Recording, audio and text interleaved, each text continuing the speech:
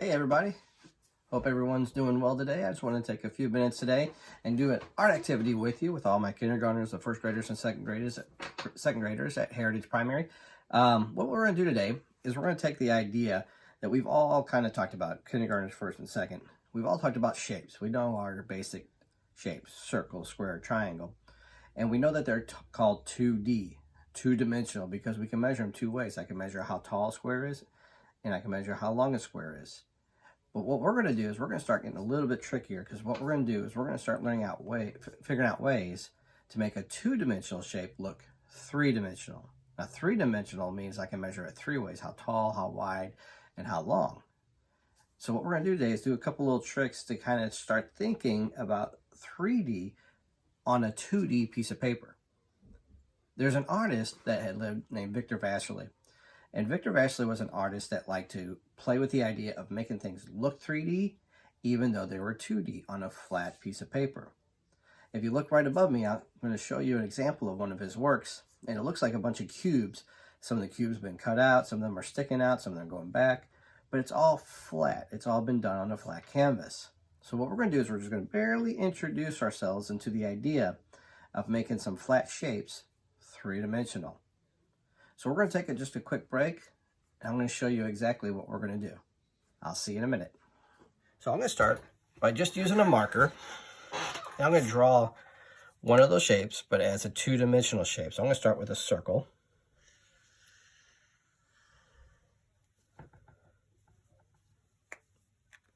Then I'm going to switch over to a square. And they don't have to be very big shapes. Maybe about the size of a fist. That's a little bit small, but the square is about the size of my fist. And then let's do a triangle.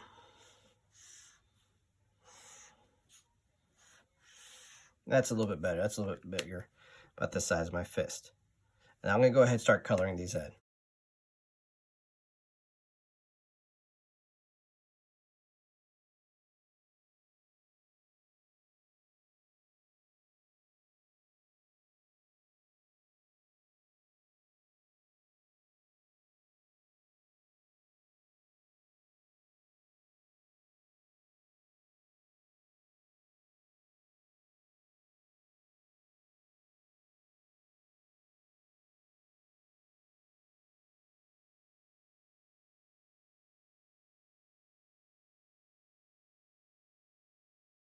And what I'm going to do is, again, I'm going to take a marker, pencil, doesn't really matter. I think what I'm going to do is use a pencil, and I'm going to put a dot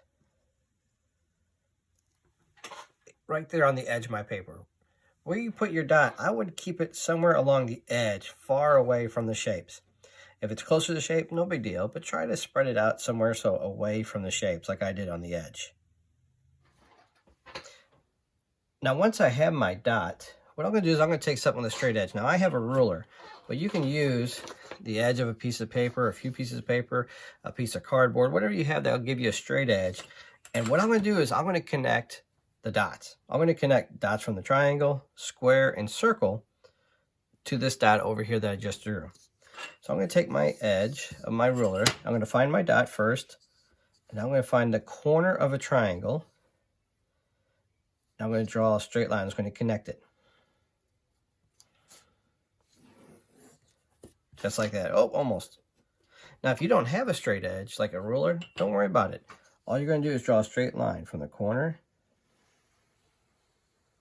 to the dot. Corner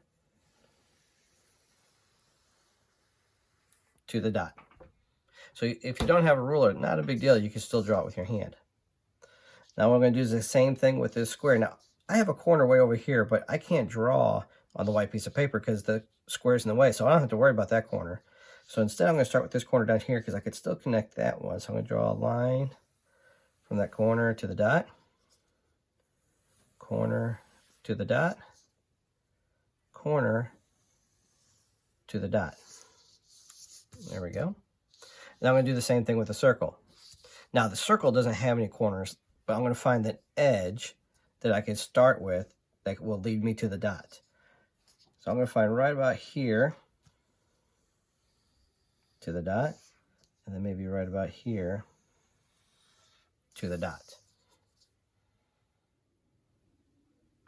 Once I've connected my corners or my edge to my dot, I've got all these lines. It almost looks like they're coming out, especially if I turn it this way, almost like they're all exploding out of that one dot. What I've done is I found 3 crayons that match my markers, and I want to color this space in here, here, and here, but I kind of want it to match the color of the shape. I could use the markers and color that in if I wanted to, but I want to change it just a little bit, so I'm going to use crayon.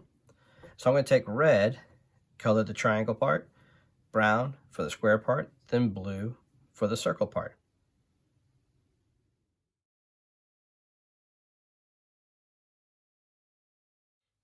Now once you're finished, now we have this idea of these two-dimensional shapes coming from one point. So now it almost looks like they're coming out towards you, working that 3 dimensions.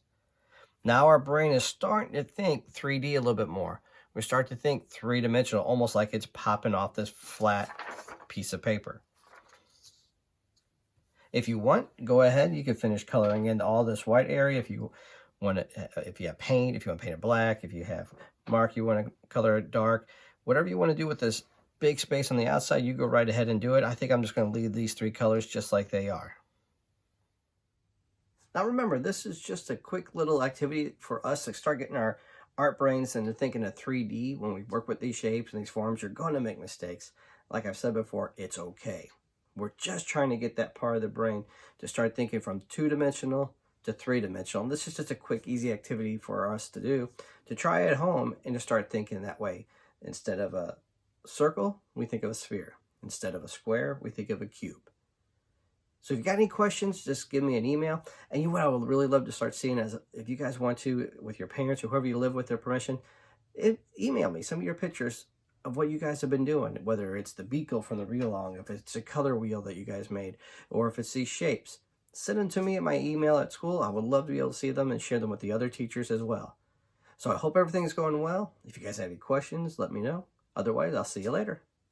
Have a great day.